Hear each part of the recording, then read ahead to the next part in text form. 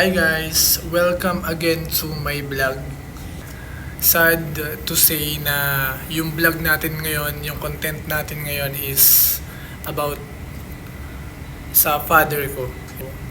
Dito kami ngayon sa PHC. Ayan. 5C524 yung room namin. It's a hospital, no? Philippine Heart Center. Nagpunta kami dito sa hospital October 9. So, 3 days kami sa ER and up until now, dito pa rin kami. And yun, nagbabantay kami sa father ko. So, mahirap kasi from work, tapos dito magbabantay. So, medyo nakakapagod, ganyan. But syempre, okay lang. Syempre, love natin yung father natin. So, babantayan natin. Nag-work ako 8 a.m. to 6 p.m. Then, 6 p.m. dapat hanggang gabi may work pa rin kasi may mga dapat tapusin, may mga meetings, Zoom meetings, pero di ko na siya nagagawa talaga. Siguro babawi na lang ako from 6 to hanggang kinabukasan ulit. Nandito kami sa hospital. So yun. Yung father ko na diagnose siya na meron siyang mitral valve replacement na gagawin. So kailangan yung opera, ganun. So may operation and iba-bypass. But sad kasi hindi pa siya magawa ngayon kasi meron pang mga procedure like CKD dahil meron din siyang CKD. So nakakalungkot but still lumalaban syempre. And ngayon from the day na dala siya dito sa ER hanggang ngayon umu-okay naman siya. Ganun. And nagda-dialysis din siya.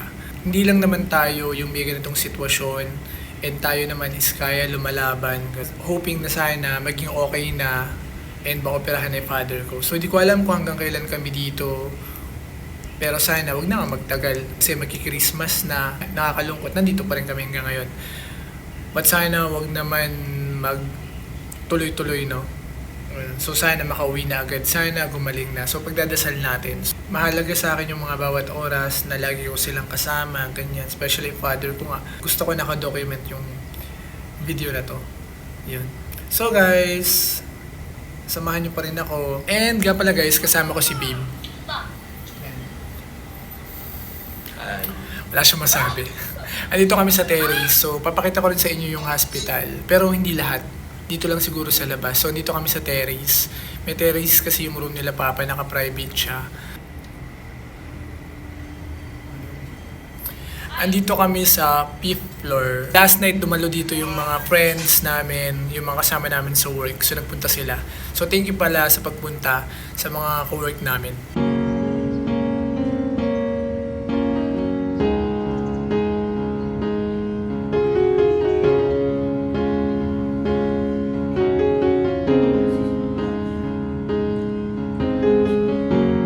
So dito pupunta na ng dialysis si Papa kasi may schedule siya ng dialysis ngayon.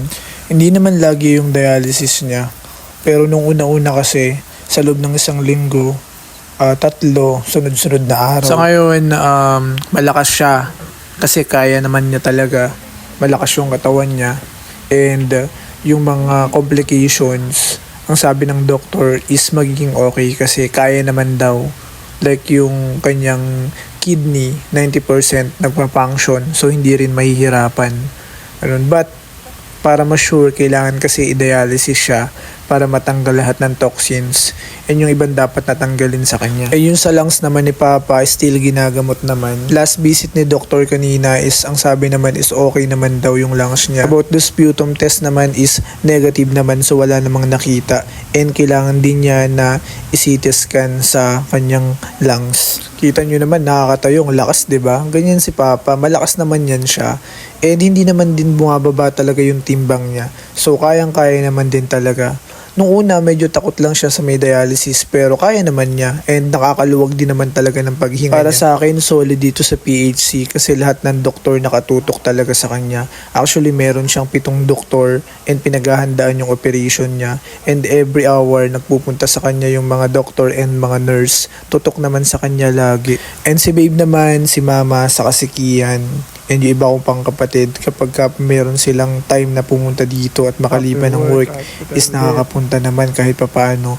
May kahalinhin, but most of the time ako kasi talaga yung nagbabantay kay Papa. And grabe lang din talaga yung pagbabantay, kailangan bantayan ng mabuti kasi maya't maya talaga siyang gising, hindi siya nakakatulog ng maayos. Buti na lang talaga si Babe, lagi nandyan, nakasupport sa amin, and di rin niya kami iniiwanan. Kailangan talaga nasa tabi ko siya, ganun. So, sobrang suporta din talaga.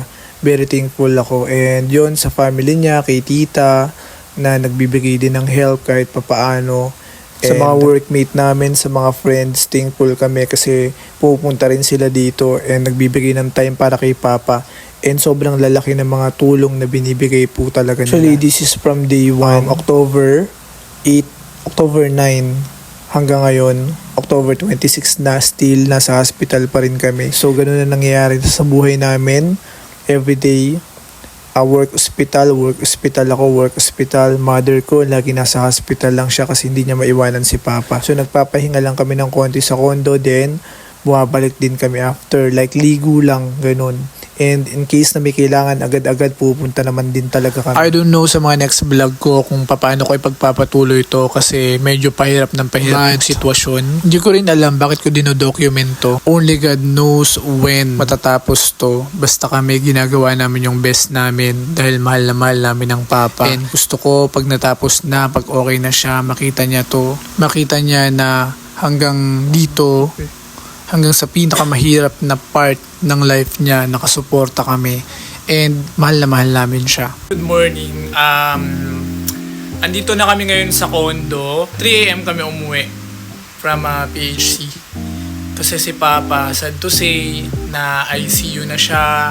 Hindi niya na kinaya. Parang yung nangyari sa kanya is pag uwi ko galing work, doon ako dumiretso sa may hospital, dumiretso kami ni Babe. Tapos nakita ko na dinadialysis na siya ulit para matanggal yung mga toxins pa sa katawan niya. Yun yung advice ng doktor. Kasi meron pa siyang congestion, medyo nahihirapan sa paghinga. Butan ko na nagkaroon siya ng tachycardia o yung inaatake siya. Ataas yung pagtibok, bibilis yung pagtibok ng puso niya, nag-more than 200. Tapos tinigil yung pagdadialysis. Tapos, yun, bumalik. May ginawa yung mga doctors kung ano yung nangyari. Then, after nun, biglang dinialysis siya ulit. Tapos, bumalik ulit. Inatake siya ulit. So, second, na-attack niya ng tachycardia. So, naging okay naman. Siyempre, lumalaban naman siya. Kaya namang i-survive yan. After nun, binalik na namin siya ng ward. Pagbalik niya ng ward, hindi niya na kaya mag-oxygen. So, respiratory na yung tutulong sa kanya. So, para mas makahinga siya. So, yun, para siyang mas pinalaki lang na oxygen, ganun. Usually kasi sa ilong lang yung nakalagay sa kanya ngayon, yung nasa buong mukha, dito sa bibig, buong sa bibig na. But, hindi pa rin niya kinaya, so kailangan na niyang tubuhan. So, ngayon, natubuhan siya, and dinala na siya sa may ICU. Yun, sa ICU. Tapos, nag-instruct yung mga doctor doon kung paano yung gagawin, na bawal na nga daw siyang bantayan, kaya na pagbabantay na ginagawa namin lagi. Tapos, yun. So, nag-decide kami na uuwi muna dito sa condo. So, nandito kami, kasama namin sila mama, sila kapatid ko, si Babe. May dalaw naman, 10 to 11. So, yun. Pwedeng dalawin everyday 10 to 11 pero hanggang ganun lang, tapos bawal. So sa ICU, sila na yung bahala, yung mga nurse na yung bahala. Every minute nandoon may nakatutok sa kanya, and kung ano yung mga kailangan, sila na raw ang bahala. Tatawag lang kapag kami kailangan. Sa amin talaga yung mga nurses. Nakakalungkot, sobrang nakakalungkot na nangyayari to. Hindi natin alam, pero ako ang alam ko lang, everything's happened for a reason. So may dahilan, and andyan naman si God, lagi naman nakatanong sa atin, hindi naman tayo pababayaan. Sa gitna ng mga pagsubok na kinakaharap namin ngayon, kaya naman lagpasan to. So hopefully, sana maoperahan na si Papa, maging okay na lahat. Kasi for discharge na dapat siya eh. Then, i-schedule yung operation niya. Kasi hinantay lang na maging okay yung kidney niya, yung creatinine niya na bumaba, kasi nagda-dialysis nga siya. So, yung sa lungs niya, hinahantay yung quantiferon kasi meron pang test na quantiferon. Bigla namang inatake. So yun, wala tayong magawa. Wala tayong magagawa. Only prayer lang yung pwede natin gawin, pwede natin i-share sa mga oras na to, sa mga panahon na ganito tayo. Sa mga next video ko, papakita ko soon. Siguro baka hanggang dito na lang yung video muna. Thank you guys, bye-bye. Thanks for always support. Pag-pray natin yung papa ko na sana maging okay na siya. Sana magbalik na sa dati.